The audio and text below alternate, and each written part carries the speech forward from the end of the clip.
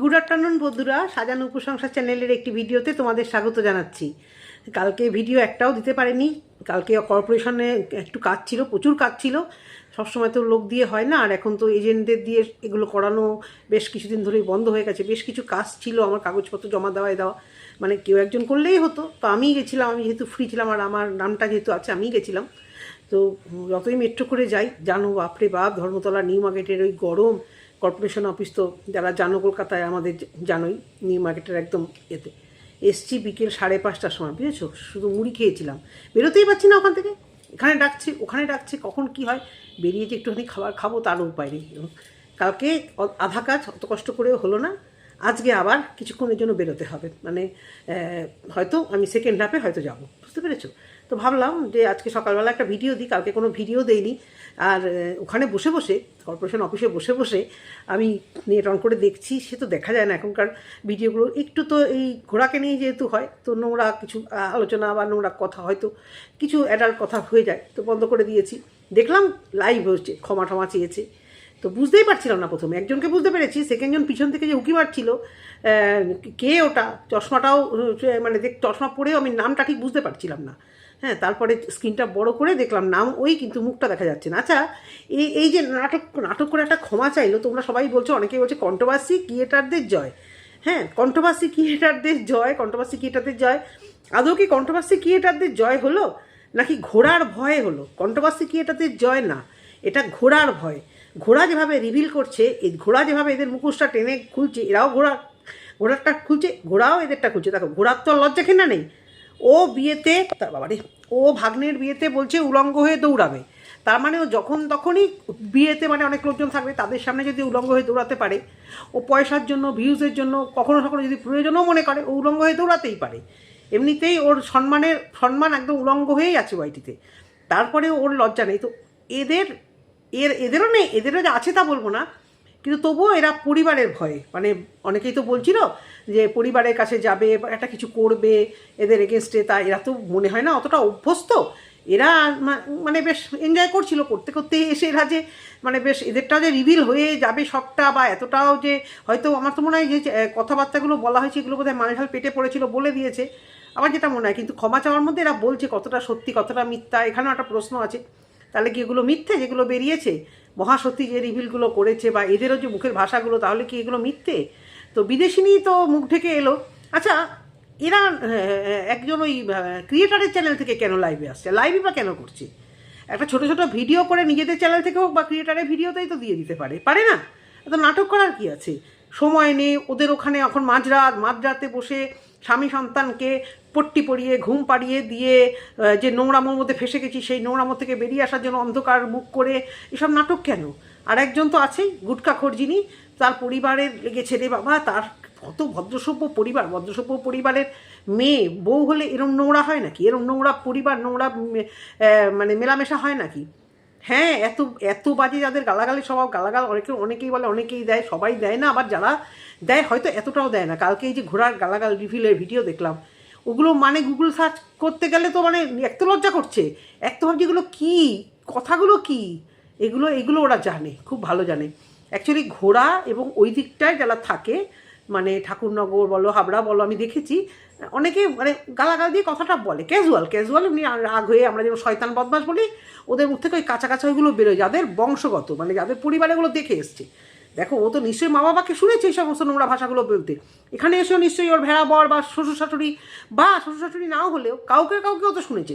বিশেষ করে মা বাবাকে, আমরা বাবা মার দেওয়ার শিক্ষাটা না আমরা অনেক বেশি বয়স অবধিও ক্যারি করি। খারাপ শিক্ষা হোক আর ভালো শিক্ষা হোক, মানে যা দেখে এসেছি অত সহজে কিন্তু আমরা নিজেদেরকে পাল্টাই না। তার যাই হোক, ও ছোটোবেলা থেকে নিশ্চয়ই বাবা মা, আত্মীয় স্বজন যদিও বা কেউ থাকে পাশে সবাই দেখেছি এরকম মোটা খিস্তি দেয়, প্লাস বন্ধুবান্ধব যাদের সঙ্গে মিশেছে তারাও খিস্তি দেয়।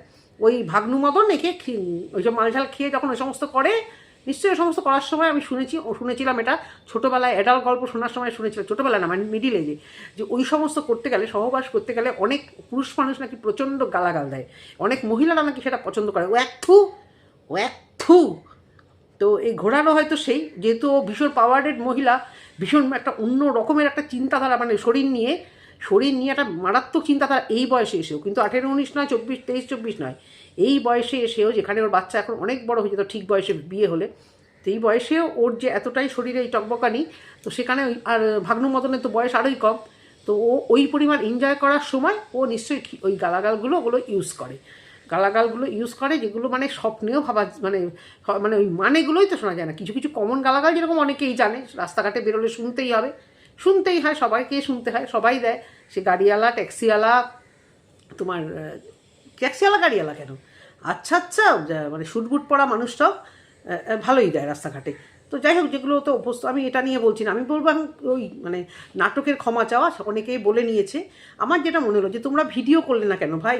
আর কন্ট্রোভার্সি ক্রিয়েটারের জয়ের থেকেও এখানে ঘোড়ার ভয় করেছে। ঘোড়া যদি না ভয় দেখাতো যে আর এগুলো বলবো, আর প্লাস ঘোড়ার ভয়ের থেকেও এরা বুঝতে পেরেছে যে এদেরও কিছু লিক হয়ে যাচ্ছে আশেপাশের থেকে, যেগুলো এদের পরিবার অবধি পৌঁছে যেতে পারে।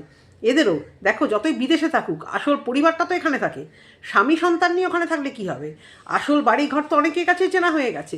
তো একজনের কাছে যদি ওইটিতে রিভিল হয়, দেখো না একটা ফোন নাম্বার রিভিল হলে কীভাবে ছড়িয়ে যায়, তাহলে সেই তাদের বাড়ি ঘর পাড়া যখন জানবে যে থাকে বিদেশে, এদিকে এত মানে কালচারাল, এত আমার পরিবার, এদিকে এতটা নোংরা মেন্টালিটি, নোংরাদের সাথে মেশে টাইম পাস হয় না, ডিপ্রেশন হয়।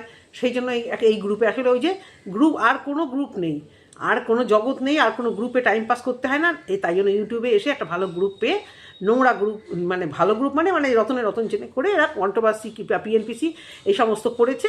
ওর বনুকে যে বাজে কথা মানে বনুকে নিয়ে যেই হুলকে নিয়ে বলেছে, তখন এই বনুরও গায়ে লেগেছে, এদেরও লেগেছে। করতে পারবে বনু, বলতে পারবে না। হ্যাঁ, আচ্ছা বাই দ্য ওয়ে, আমি একটা কথা বলতে ভুলে গেছি, ম্যান্ডি কিন্তু এইগুলোর মধ্যে এখনও থাকতে ভালোবাসে। কয়েকদিন আগের এক ভিডিওতে আমি কিন্তু ম্যান্ডিকে একটা লিঙ্ক পাঠিয়েছিলাম, আমি কখনো পাঠাই না, কিন্তু ও তো বলেছিল যে তোমরা যদি কোনো লিঙ্ক পাওয়া, সত্যি কথা সমাজের জন্য তো এগুলো ক্ষতিকারক, এই নোংরাম্য ঘুরে বেড়ানো তো সমাজের জন্য ক্ষতিকারক। আমাদেরও তো ছেলেপুলেরা মানে ছেলে তো বড় হয়েই গেছে, সমস্ত তো ইন্টারেস্ট নেই, আমাদেরও মেয়েরা বড় হবে, আমাদেরও আত্মীয় স্বজনের ছেলেমেয়েরা বড় হচ্ছে, তারা বাইচান্স দিয়ে তাদের চোখে এই নোংরামোগুলো করে, যে নোংরামো করলে অনেক টাকা রোজগার করতে হয়, এগুলোই তো শেখে মানুষ। বাইচান্স পাচ্ছে ওরাও না করে, তো সমাজের প্রতি দায়বদ্ধতা হিসেবে আমি একটা লিঙ্ক পেয়েছিলাম যে হুলহালা একে কী বললো, অনেক তার মানে চ্যানেলে ভালো ভিউজ হয়েছিল, তাদের 4 চ্যানেল আমি খুব একটা দেখি না, তো লিঙ্কটা আমি ওর কমেন্ট বক্সে শেয়ার করেছিলাম।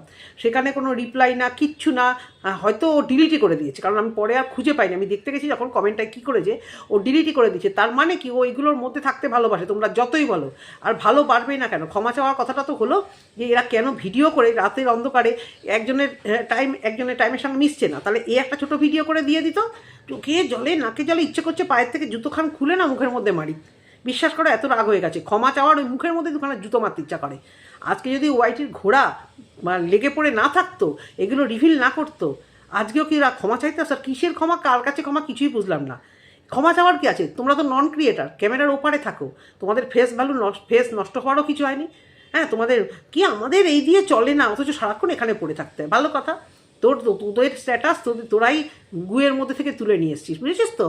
সব কটা নোংরা কতগুলো জুটেছিল এক জায়গায়, যেমন কতগুলো ভিকিরি জোটে এক জায়গায়, তেমন কতগুলো নোংরাগুলো জুটেছিল এক জায়গায় ওয়াইটিটাকে নষ্ট করার জন্য। যাই হোক, নোংরা মোদের ক্ষমা চাওয়া হয়েছে। আমি এবার বলতে বসেছি যেটা, ম্যান্ডির একটা নাকি স্বপ্ন পূরণ দেখছি, ম্যান্ডির ভিডিও 2-3 দিন দেখিনি, আজকে সকালে একটা দেখলাম স্বপ্ন পূরণ। অনেকেই বলছে গাড়ি, সত্যি আমি অনেকদিন থেকেই ভাবি যে এ তো ভালো রোজগার করে, গাড়ি কেন কেনে না? কেন কি যে একটা শখ থাকে সবারই, যে বাড়ি আর গাড়ি ভীষণ প্রয়োজনীয় একটা কী যে প্রয়োজন, মানে গাড়ি না থাকা ঘোড়া, আবার যেরকম সেটা আবার মানে গাড়ি না থাকা ঘোড়া মানে কি বলতে চাইছি আমি, মানে গাড়ি না থাকলে একদম মানে ঘোড়া বলে ফেলেছি, একদম খোড়া, যারা অভ্যস্ত হয়ে যায়, এটা কোনো বিলাসিতা নয়, যারা অভ্যস্ত হয়ে যায় তাদের সত্যি এটা একটা মানে খেয়ে না খেয়ে এটা। কিন্তু তেলের দাম বেড়েছে, আর তো গাড়ি পোষা কিন্তু একটা হাতি পোষা, কিনে অনেকেই শোকেসে সাজিয়ে রেখে দেয়, অনেকেই আছে কিনে নিল তারপর রাখে, আর রেগুলার ইউজের জন্য গাড়ি কেনে। তো গাড়ি কিনলো দেখলে, কত নোংরামো বিক্রি করে। ম্যান্ডির কাছে গাড়ি কেন, কিছু কেনাই কোনো ব্যাপার? এক্ষুনি মনে হবে পরিবারের এক মাকে বেঁচে দিই, অনেকদিন ভিউজ আসছে না, 2-3 লাখ টাকা দরকার। আমি কালকেই আমার হাজব্যান্ড না কার সাথে গল্প করছিলাম যে দেখো এদের রোজগার করা, দেখো আমরা সারাক্ষণ খেটেও আমরা কী করছি, আর এদেরকে দেখো কত সোজা না, পরিবারের একে ধরি, এর নোংরামোটা, এর চরিত্রটা বিক্রি করে বিক্রি করে দেবো, বিক্রি করে কালকে ভিউজ হবে, অ্যাকাউন্টে টাকা ঢুকে যাবে, তাই না বলো? তো ওর কাছে এই যে কদিন ধরে নোংরামো চললো, গাড়ির টাকা উঠে গেছে, তাই না? নোংরামো করবো, বেচবো, বললে পরে কন্ট্রোভার্সি করবো, মানে ক্যামেরা আড়ালে, হ্যাঁ একে ফাঁসাবো, তাকে ফাঁসাবো, ওকে এই কেস দেবো, আবার 2 দিন পরে কেস গিয়ে তুলে নেবো, অঠেল পয়সা থাকলে যা হয়। তো গাড়ি কেনা খুব ভালো, এখন কেউ বলো না কিন্তু আবার যে হিংসে হচ্ছে, না, হিংসা হওয়ার কিছু নেই। আমার যবে থেকে আমার বিয়ে হয়েছে 2000 থেকে, তখন থেকেই আমি, তার আগে থেকে আমার বরের সাথে রিলেশান। কি আবার সারাক্ষণ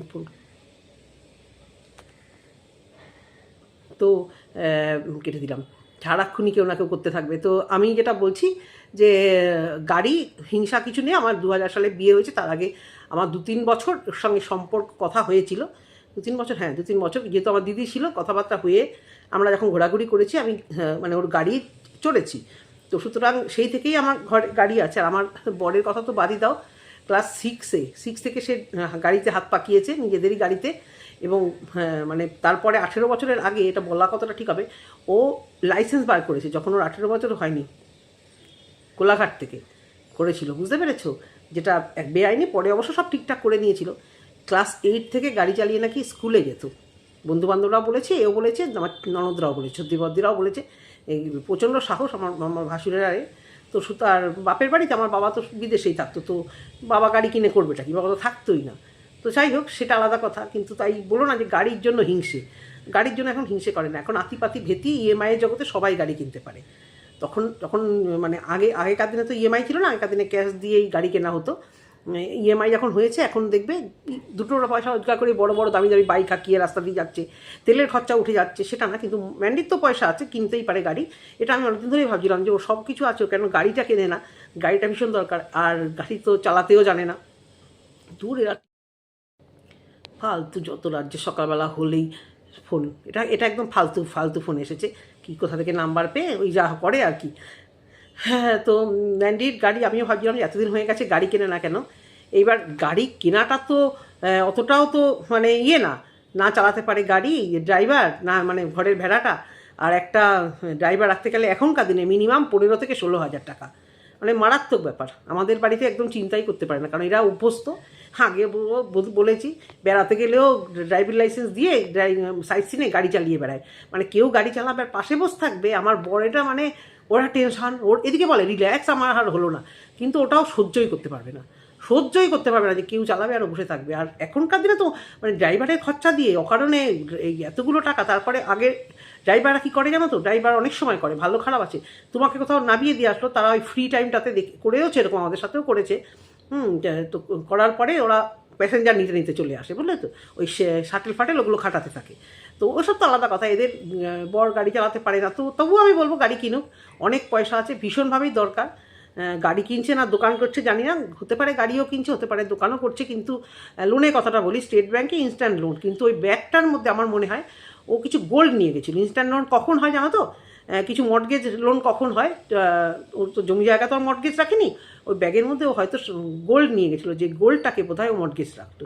একটা ব্যাগ নিয়ে তো গেছিলো, ক্যাশ টাকা তো ওরকম তুলে আনতে পারে না, আর ক্যাশ টাকা নিয়েও যেতে পারেনি। ও তো যেভাবে গাড়ির পেছনে যাচ্ছিলো সেটাও বলেনি। ও পিছনে কিছু গোল্ড নিয়ে, ওই ব্যাগের মধ্যে কিছু গোল্ড নিয়ে বললো কি 6 লাখ টাকা দরকার, সেখানে 1-1.5 লাখ টাকা পেয়েছে, বরের ফোনের টাকা শোধ করেছে, বাদ বাকি টাকা ও হয়তো এই সমস্ত কাজেই লাগবে। দেখা যাক এখন ওখানে দোকান করবে না গ্যারেজ করবে না কি করবে। গাড়ি কেনা ভালো, আমি তো খারাপ দেখছি না, কিন্তু মজার এটাই যে একটা নোংরামও বিক্রি করবে 1 লাখ টাকা, আবার নোংরামও বিক্রি করবে 1 লাখ টাকা। মানে ভেড়াটা বাইকে যখন যায় আমি ভাবি, হায় রে ভেড়া, বউয়ের চরিত্র বিক্রি করে করে কী করছে। হ্যাঁ, গাড়ি ছোটে পাড়ায় যাবে, ঢিল মারবে না পাড়ার লোকেরা? এই নোংরাগুলো দেখো, নোংরা বিক্রি করে, মানে ওই যারা ওই পাড়ায় থাকে তারাও তো ধরো নোংরা মোনা, ওদের ওটা পেশা, ওটা করে টাকা রোজগার করে, তাদেরকে তো নিন্দা তো করে বলো লোকেরা। দেখো এসি চালিয়ে ফ্যানটা যেহেতু তাও কীরকম ঘামছি। হ্যাঁ, প্রেশার টেশার সব ঠিক আছে, কিন্তু নেওয়া যাচ্ছে না। এখন ভাবলে কাটা দিচ্ছে যে আমাকে ধর্মতলা আবার কর্পোরেশনের অফিসে যেতে হবে।